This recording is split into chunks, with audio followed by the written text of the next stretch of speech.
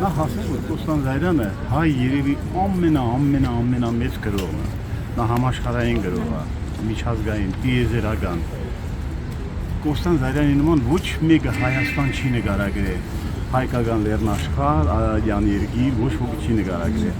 Դրա համար, որ հիմա իր 140-ամյակն է, այսօր ծննդյան օրն է Կոստան Զայրյանի, ինձ պատվիրեց կողբ հիմնադրամ պատվիրեց, որի ժյուրիի մեջ ահագին հետաքրքիր մարդիկ կան, որոնցից մեկը նաև մեծանուն Տիգրան Մանսուրյանն է։ Եվ իհարկե ես չէի կարող Կոստան Զայրյանին որպես գրող, ես Կոստան Զայրյանին մեկնաբանել եմ որպես արձան, որպես ձև, որպես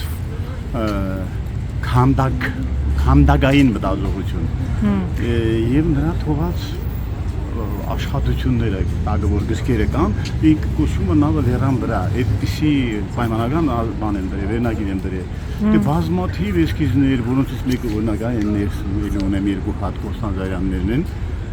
տանգնեցինք սրա վրա, դու ժամանակի առումով նայած ինչպես ես աշխատում, երիտասարդները շատ արագ են անում, իմ տարիքս արդեն մեծ է, ես մի քիչ դանդաղ եմ սկսել աշխատել, 80-ից մարդ եմ, ժամանակավոր է այստեղ տեղադրված, ինքը ուրիշ տեղ տեղադրվի, ինքը որպես ցուցահանդեսի նմուշ ցուցադրված է այստեղ ծննդյան առիթով։ Արդեն դարձել է գեղեցիկ ավանդույթ զարյանական տարին հայ մեծանուն գրող, բանաստեղծ, արձակագիր, փիլիսոփա, արվեստաբան, գրականագետ Կոստան Զարյանի ծննդյան օրն սկսելը։ Ինչն ամեն անգամ նրան նորովի բացահայտելու, իրենով ոգեշնչվելու, ինքներս մեզ ճանաչելու հնարավորություններ է տալիս։ Կողբ հիմնադրամի նպատակներից է այս նախագծի միջոցով նաև նպաստել ինքնաճանաչողմանը, ազգային մշակույթի ամրապնդմանը և զարգացմանը, ներկայացնելով մշակութային արժեքները բոլորին հասանելի ձևաչափելով։ Կոստան Զարյանը ներկայացվում է գրականության, խոսքի, գույնի, ձայնի, պատկերի երաժշտության միջոցով։ Կոստան Զարյան 140 նախագիծը մեկնարկել է նախորդ տարի, այսօրը ազգային պատկերասրահում կայացած լայնամասշտաբ միջոցառմամբ։ Ամբողջ տարվա ընթացքում նախագծի շրջանակում ներկայացվել են տարբեր նախաձեռնություններ, որոնք նպաստել են Կոստան Զարյանի հանրահռչակմանը, ապահովելով հանրային ներգրավվածություն։ Ստեղծվել են նկարազարդումներ կենսագրության հիման վրա, որոնք ցուցադրվել են Երևանի մետրոպոլիտենի երիտասարդական կայարանում, Երևանի Կոստան Զարյանի անվան թիվ 117 դպրոցում և գրեթե Կոստան Զարյանին նվիրված բոլոր միջոցառումների ժամանակ։ Վերականգնվել և մշակվել է Կոստան Զարյանի ընթերցմամբ 45 րոպե տևողությամբ ձայնագրություն իր իսկ բանաստեղծությունների։ Print.info հրատարակչության հետ համագործակցությամբ հրատարակվել են գրքեր։ Ստեղծվել է շատ հետաքրքիր մի մշակութային ես կասեի զարյանական միջավայր, որտեղ ներկայացված է Կոստան Զարյանի այն ունակությունները մշակութային եւ այն եղանկարչական հատկությունները, որոնց մասին մինչև հիմա իհարկե քիչ է խոսվել, որովհետև հիմնականում շեշտը դրվել է նրա գրական ժառանգության վրա։ Հրատարակվել են բազմաթիվ գրքեր, խորհրդային միությունից հետո, իսկ այսօր մենք կարող ենք բոլորս միասին տեսնել Կոստան Զարյանի մեկ այլ հետաքրքիր ունակություն, դա իրեն եղանկարչական հատկություններն է։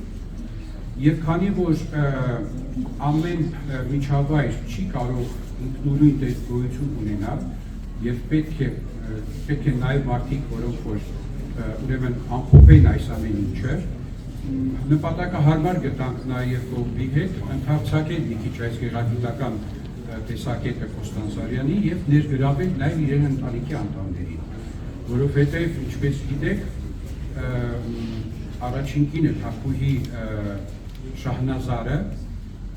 Ռաշել Թափուհի Շահնազարը, որից ունեցել են 3 զավակներ, ուրեմն Վահեն, Արմենը եւ Նվարդը, եւ ես միջնեկի Արմենի ուրեմն տղան եմ, եղել է երաժշտագետ, դաշնակահարի մասնագետ եւ նաեւ դասավանդել է կոնսերվատորիայում, երբ որ 22-24 թվականներին եղել է։ Այսինքն արվեստի մարդ է եղել եւ այսօր չեմ ասում, որ Կոմիտասի հետ իրենք հանդիպել են, Կոմիտասը լսել է ուրեմն Թակուհու Շուբենի դաշնակա ուրեմն երաժշտությունը եւ հմայվել է, առաջարկել է իրեն տեղափոխվել Փարիզ եւ ուսումը շարունակել, ինքը չի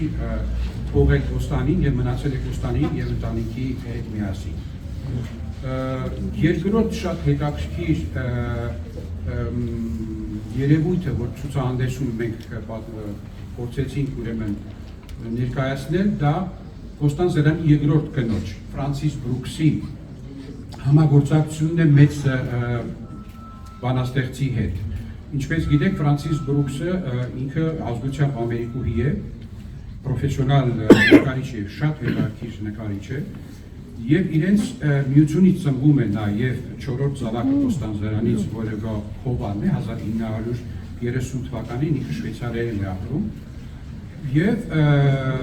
ոչ միայն հետևել է Կոստան Զարյանի գրականությանը, այլև ինքը մասնակից է եղել։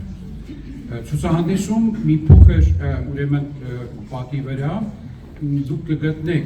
մի քիչ ուրեմն լուսապատճեններ կան մի քանի հատ, որոնք ներկայացնում են այս երկու մեծերի համագործակցություն եւ շատ հետաքրքիր է։ Այսինքն 48-50-ական թվականներին Կալիֆոռնիայում, երբ որ Կոստան Զարյանը ապրում էր, բանաստեղծությունների շարք է գրում սիրո մասին, շատ գեղեցիկ բանաստեղծությունների եւ այնքան է հրապուրվում Ֆրանսիսը իրեն երկրորդ կինը, որ որոշում է նկարազարդել դրանք։ Այդ ինչ որ ես ասում եմ հիմա, բոլորը նորություններ են, կարծում եմ, բայց հիմնական մասը, որ այդ ամենը ինչ որ ես պիտի հիմա ասեմ ցուցադրությունում կան դրանք, այսինքն դուք կարող եք հետո գնալ, դիտել եւ տեսնել։ Արդյունքում ստացվում է մի հրաշալի գիրք, որը որ անտիպ է, եւ մենք ժառանգները սիրով ուրեմն կողմ հիմնադրամին տրամադրել ենք, որպեսզի դա էլ ցուցադրվի։ Մի քանի էջ եմ ես ուղարկել լուսապաճը եւ դուք կտեսնեք, թե ինչպես է Ֆրանսիսը, որովհետեւ անգլերեն է գրել Կոստան Զարյանը, ոչ թե թարգմանել է, այլ այդ բանաստեղծությունների հիման վրա ինքը ձեռագրով ինչպես գեղեցիկ կարողացել է այդ ամբողջը թանագով եւ ինքնահոսով վերարտադրել եւ ամեն էջում կան համապատասխան ուրեմն թեմային բանաստեղծության նկարազարդումներ գրիչով արված։ Հրաշալի իսկապես մի աշխատանք է։ Ուզում եմ ես մի քիչ խոսել, թե ինչպես է եւ ինչու է Կոստան Զարյանը նկարել, այսինքն ինչի է պետք իրեն եղել մատիտը վերցնել եւ փորձել նկարել, չէ՞ որ ինքը այնքան ժառանգություն է թողել գրական, որ արդյոք դրա կարիքը գոյություն ուներ, թե չէ։ Եվ ես որոշել եմ ուրեմն մի բան ձեզ ներկայացնել, մի աշխարհագրություն, այսինքն որտեղ է ինքը եղել, որպեսզի կարողանամ բացատրել, թե պահանջը որտեղից է առաջացել իրեն նկարչական։ Ուրեմն գիտենք, որ ծնվել է Կովկասում Շամախի 1885, հետո 1890 Բաքու, Փարիզ 1895, Բրուքսել, Ֆիրենցե 1901, ներողություն, 1910 Կոստանդնուպոլիս, Վենետիկ 1910, 1912 նորից Կոստանդնուպոլիս, Krasное Selo Ֆիրենցե դա Բուլղարիա, երբ որ փախչում է Եղեռնից 1914, Պոլիս 1921, Երևան 22-24 թվականներ, Փարիզ 1924-25, Բոստոն 1926-28, Վենետիկ, Միլան, Փարիզ 1933, Իսպանիա, Միացյալ Նահանգներ 1934, Կորֆու կղզի 35-38 թիվ, Ասկոնա, Ժնև, Վիեննա, Միլան, Ֆիրենցե 1937 թիվ, Միացյալ Նահանգներ 1942 թիվ, Հոլանդիա 1947 թիվ, Իսկիա կղզի 1948-52 թվեր, Բեյրութ 1952-54, Աքսել-Պրովանս, Վիեննա, Ռապալո 1954, Երևան 1962 եւ 69-ին աչքերը փակում էին։ Դուք տեսնում եք ինչպիսի աշխարհագրություն է այստեղ։ Այսինքն միգուցե մենք հիմա ով հնարավորություն ունի կարող այցելել այսին թվարկած շատ երկրներ որպես տուրիստ, որպես հետաքրքրող։ Ինքը այդ նպատակը չի ունեցել։ Ինքը հաճախել է այս բոլոր երկրները տարբեր պատճառներով իհարկե, բայց հիմնական պատճառը եղել է այն, որ իրեն մեջ կար պահանջ դիտելու, ճանաչելու տարբեր ազգեր, տարբեր մշակույթներ, որտեղ որ ինքը գնացել է, ինքը սկզբնական շրջանում ես որ ասեցի, իսկապես նա գնացել է, որովհետև պետք է ուսում առներ, այսինքն եւ Բաքուն, եւ Փարիզը, եւ Բրյուսելը, ինքը այնտեղ ուսանում է, համալսարանն է ավարտում, դառնում է համալսարանի ուրեմն դիպլոմ է վերցնում փիլիսոփայության եւ գրականության, այնուհետև իրեն գրական ստեղծագործություններ, բայց իրեն մեջ միշտ պահանջ է եղել Կոստանդինովյանում, ես այդպես եմ մտածում, այդպես եմ կարծում, ճամփորդելու նպատակներ ասեցի դիտել, հասկանալ, այսինքն ինքը ուր գնում էր, որպեսզի տեսներ միջավայրը, որպեսզի հասկանար այդ երկրի պատմությունը, այդ երկրի հիմնական արժեքները, մշակութային արժեքները, այդ երկրում հանդիպում եւ ծանոթանում է տարբեր մարդկանց հետ, տարբեր արվեստագետների, որոնք որ ունեն մեծ հեղինակություն, սովորում է իրենց լեզու, այս ամեն ինչի նպատակը գիտեք որն է, ըստ իհարկե սա իմ մեկնաբանությունն է, կարծում եմ, որ այս ամբողջ բագաժը, երբ որ ինքը հավաքել է, նպատակ էր ունեցել այս ամբողջի հիման վրա հասկանալ եւ գտնել, ինչպես հեղինակն է այս ուրեմն միջոցառման, Արարատյան մարդը, ինքը որոնում էր դա։ Եվ որոնելու համար ուրեմն մասնակից է դառնում տարբեր ժամանակներում եւ հիմնականում Եվրոպայի կենտրոնական մասում, երբ որ սկսվում է, ասենք, սիմվոլիզմի, կուբիզմի, այլ բոլոր շարժումները, շատ մեծ հեղինակությունների հետ ինքը անմիջապես կապի մեջ է մտնում, այսինքն ինքը մասն է դառնում այս ամբողջ շարժման, մշակութային շարժումների մաս է կազմում եւ դրա հիմնական արդյունքը ոչ միայն իրեն գրական ստեղծագործություններն է, բայց հիմնականում դա այն երևույթն է, որը վկայում է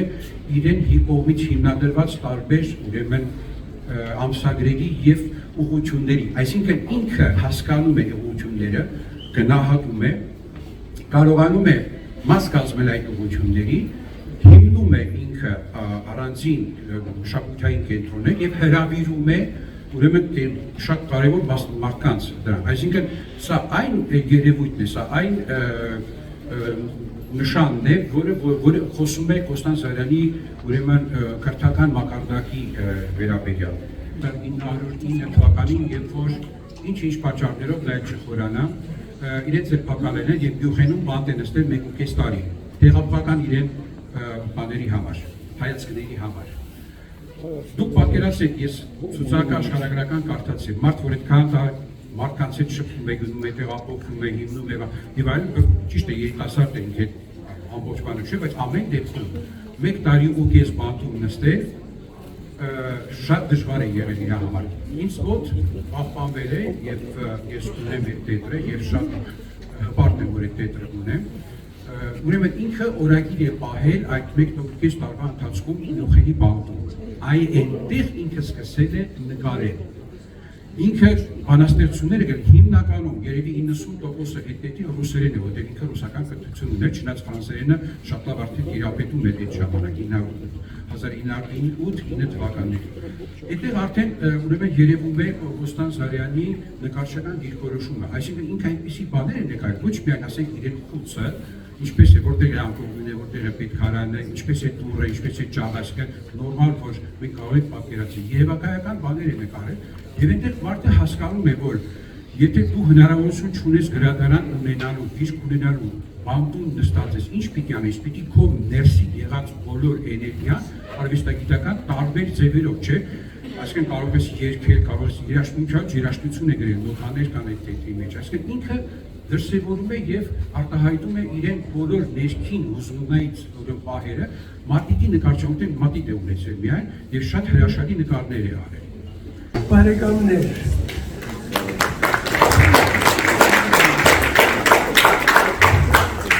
ես այսօր մեր գրական արժեքների շարքի փառավոր օրերից մեկն եմ համարում, քանի որ Կոստանդինովյանի ծննդյան տարեդարձի օրն է եւ ասեմ, որ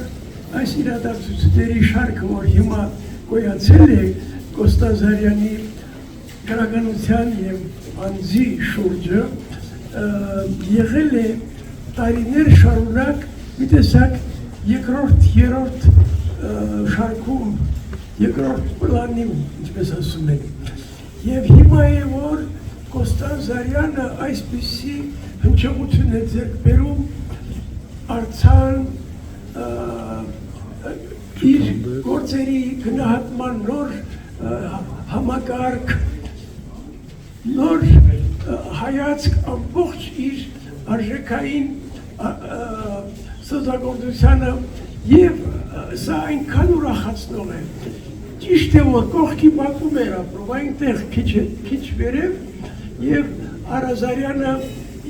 մի մուտքում էր իր Արմեն Զարյան հոր հետ ճարտարապետ, մյուս մուտքում Կոստան Զարյանն էր։ Այսպես մեր կողքին ապրած մարդը նոր է բացվում, շատ զարմանալի է այս երևույթը։ Իրականության մեջ մենք ունենք անուններ, որոնց շուրջը հսկայական սեր, գորովանք, կապվածություն կա, բայց Կոստան Զարյանի անձի հետ եւ նրա պոեզիայի հետ եւ նրա արժեքների հետ այդ ճանապարհը դեռ հիմա անցնում ենք, այս նոր է սկսվել է, ուզում էի շեշտել այն, որ եկավ այստեղ 61 թվականին Հայաստան վերջին անգամ եւ քանի երրորդ անգամն էր Զարյանագետները գիտեն մի տեսակ միայնակ մարդու վարքագծով էր ապրում, հաճախում էր այն նկարիչների սրճարանը, նստում էր, լսում էր, խոսում էր, այստեղ էին Երվանդ Քոչարը, իրար գիտեին, այստեղ էին դերասաններ, Լևոն Ներսիսյանը, ինքը այս ճանապարհը կտրելով իջնում էր մինչև այնտեղ եւ այնտեղից ետ հիմնականում իր օրվա ընթացքն էր դա եւ այդ մի տեսակ շուշտ գրքեր կային, որոնք առանձնահատուկ ընթերցողներ ունեին, դրանցից մեկը Լևոն Ներսիսյանն էր, իր Ացորդ եւ իր ճամփան գիրքը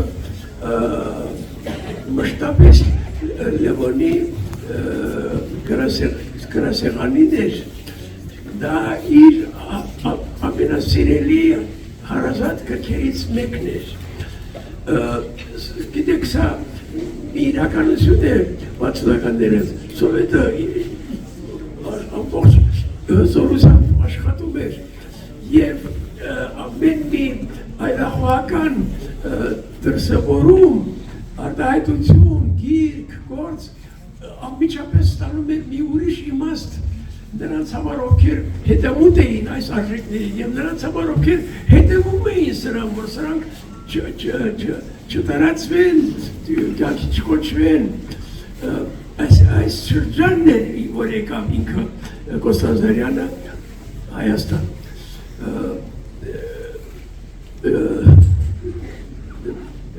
Բարեր կան, որ հիմա այդ շրջանի բարեր են, այլախոհ բառը օրինակի համար ռուսերեն էր այս ժամանակ, ինչև է, թողնենք այս բաները, բայց ինքը դրա մեջով անցավ այդ տարիներին մինչև իր վախճանը եւ ասեմ, որ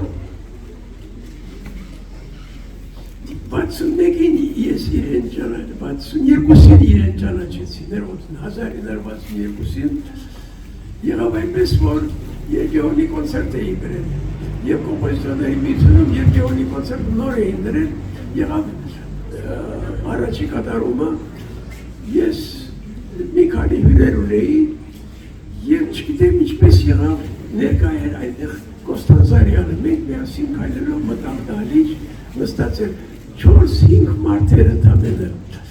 այն ժամանակ եւ մեկը Կոստան Զարյանը այդ օրը լսեց կոնցերտը եւ եղավ մեր կապը, իր կապը ինձ հետ, ես իր համար եղա ընդունելի եւ կայացավ այս կապը, որ ինձ համար ամենամեծ արժեքներից մեկն է իմ կյանքի, ես մտերիմ եմ եղել Մարտիրոս Սարյանի հետ, ես Կոստան Զարյանի հետ, Երվանդ Քոչարի հետ եւ այս անունների հետ ես շատ մոտիկից եմ ինձ երջանիկ բախտավորությունը երիտասարդ մարդու համար հատկապես այս ճանապարհը անցնել, այս կապերի միջով անցնել։ Եվ եղավ որ ես այցելում էի իր տուն այստեղ, որովհետև իմ տունը դիմացի շենքի փողոցին էր, աղայա փողոցին էր, այնտեղից այստեղ։ Ինքը ինձ քանիցս մեր տանն է եղել, մտել է, գիտեք, միայնակ էր և շփումների մանավանդ իր միայնությունը անասելի լրություն էր, որ իր հետ անում էր մշտապես մի այնպիսի հսկա լրություն, որ գիտեի, որ մեջը շատ մեծ բովանդակություն, շատ մեծ ասելիք, շատ մեծ պահպանվող նյութ և կենսափորձ կա, բայց դա չէր բացվում, եզակի հազվադեպ կարող էր բացվել։ Ես միայն մեկ դրվագ էլ պատմեմ և ավարտեմ խոսքը։ Մեր տղաներից մեկը ինքը մի քանիսին ընտրել էր, որոնք իրեն այցելում էին, մեկը Գևորգ Կարապետյանն էր, որ պոեզիա էր անում, դրամատուրգիա և այլն։ Եվ հաճախ էր, մենք հաճախում միասին էինք լինում Կոստանդինյանի այս տանը։ Եվ Գևորգս ինձ պատմում է, գնացել էի, այն ժամանակ Կոստան էինք ասում բոլորս։ Կոստանի համար, Կոստանը խնդրել էր, որ իրեն համար խմիչք առնեմ դրսի, անունım չեմ հիշում այդ խմիչքի, վիսկի պիտի առնեի, գնացել եմ վիսկի առնելու, Կոստանը ինձ տվել է դոլար, իսկ այն ժամանակ դոլարը ով ուներ։ Ուրեմն ես Գևորգը մտնում է խանութ վիսկին առնելու, սրա բռնում են, քեզ դոլար որտեղից։ Ու տանում են ոստիկանատուն։ Գևորգս ասում է, ես այնտեղից ասեցի, ախր սա ես տանում եմ Կոստանդինյանի վարվան, կարճ ասած ստիպված եղա զանգել Կոստանին։ Կոստանը վերկացավ եկավ ոստիկանատուն։ Ինձ էլ, իմ առած վիսկին էլ դուրս եկանք միասին, այսպիսի տարօրինակ իրադրությունը միջով էր անցնում։ Այնպես չէ, որ մեծանուն գրող Երևան է եկել և իր շուրջը ցնծություն է, հատուկ այդ մարդկանց հետ էր ինքը շփվում։ Եվ ես երջանիկներից մեկն էի, ում բախտ վիճակվեց իր լրությունում այլել իր հատուկ այդ խոսքը, իր հետ քայլել քաղաքում։ Եվ հիանալի է, շնորհակալ եմ, որ այսօրվա օրը կա, և իմ խորին համոզումն է, որ սա նոր վերելքի շրջանն է, Կոստանդինյանի արժեքը գիտակցելու նոր վերելքի շրջանն է։